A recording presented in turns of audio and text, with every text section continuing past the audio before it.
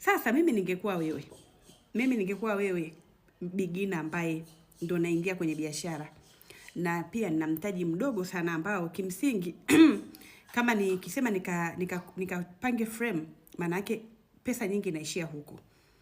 Nadhani unanielewa, ila zingatia neno mimi ningekuwa wewe. Maana huko kwenye comment mambo ni mengi sana. Sasa mimi ningekuwa wewe nisinge rent frame, nisingepanga kabisa. Instead, kama biashara yangu inauzika online, ningeinvest ile pesa asilimia hata 50 au 30 ya ile pesa ya kilele kidogo ya ile pesa ya kodi, ningeinvest kwenye kununua bando.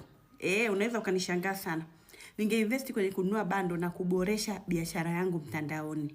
Ningewekeza nguvu zangu nyingi kufanya marketing na sales mtandaoni.